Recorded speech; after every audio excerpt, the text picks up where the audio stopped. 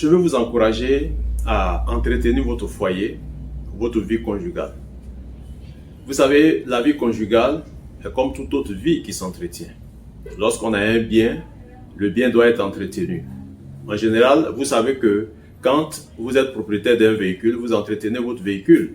Quand vous êtes propriétaire d'une maison, vous entretenez cette maison. Mais pourquoi les hommes et les femmes n'entretiennent pas leur foyer, leur vie conjugale? C'est quoi l'entretien d'un foyer, d'une vie conjugale? De quoi s'agit-il? Voici comment un couple peut entretenir son foyer.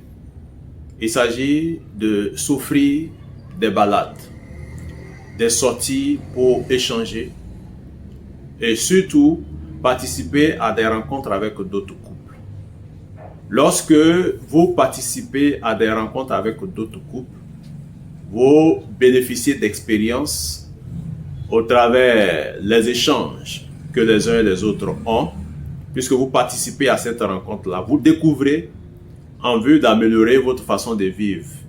Et il y a des témoignages, il y a des faits vécus par les autres qui peuvent vous aider à améliorer votre façon de vivre ou votre compréhension de la vie conjugale. Et ça, c'est une façon d'entretenir son foyer, c'est une façon de nourrir son foyer en dehors de l'entretien sur place, c'est-à-dire que nous sommes à la maison, nous mangeons chaque jour, on se voit. Mais il est important de faire des sorties, de participer à des sorties en vue d'enrichir notre vie et de mener une vie épanouie. Concernant l'entretien des foyers, généralement, il y a un obstacle qui se présente, il y a une difficulté parce que les hommes ne sont pas disponibles à participer aux rencontres des couples, eu égard soit à une mission ou une indisponibilité sur le plan professionnel.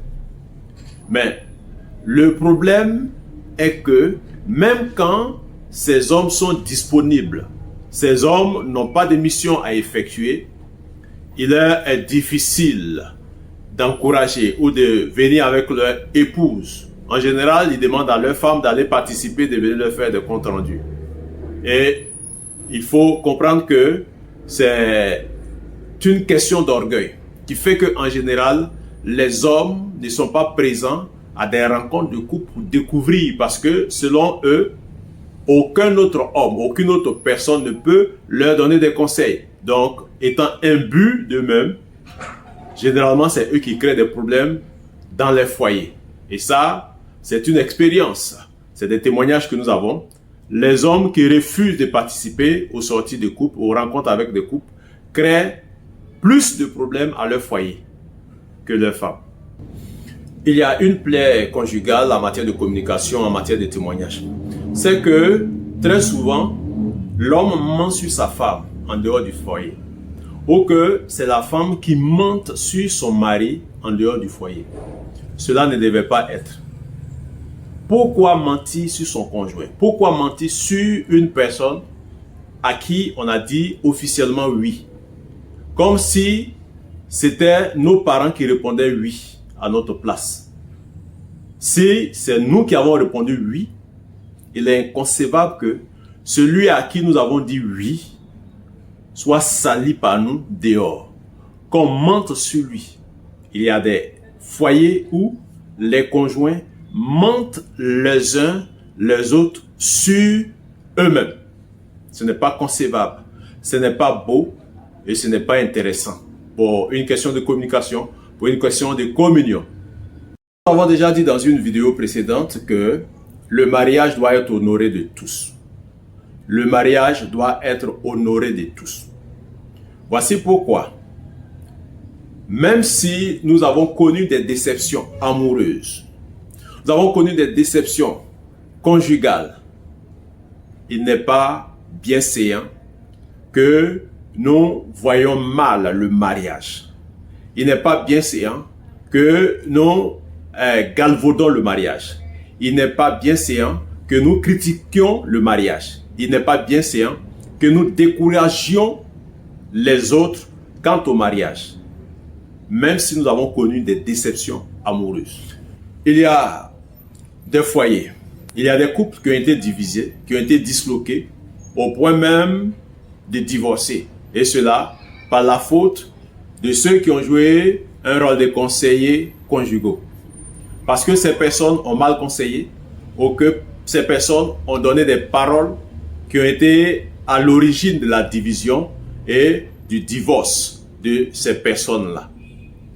De façon intentionnelle, il se trouve des personnes, des individus qui divisent des foyers, qui ne réconcilient pas les couples, qui tiennent des propos présentés comme des conseils, mais des propos qui renforcent la fissure qui existe déjà, la division qui existe déjà. Si bien que l'homme se méfie de sa femme ou la femme se méfie de son mari. Cela n'est pas une bonne attitude. Évitez de diviser les foyers, évitez de créer ou de provoquer des divorces. Je vais donner ce conseil pour finir à l'endroit des pères et des mères.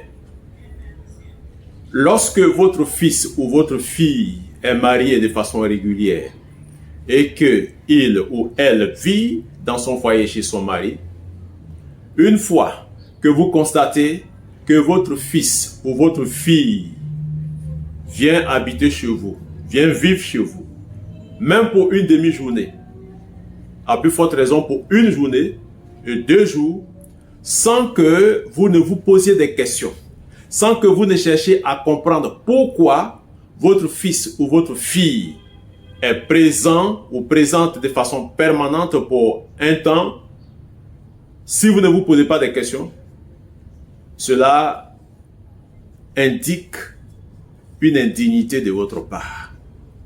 Parce que un père ou une mère qui sait que son fils ou sa fille est marié doit veiller à ce que son fils ou sa fille soit dans son foyer, soit dans la maison conjugale. Voici pourquoi, quand une telle situation se présente, on se pose des questions.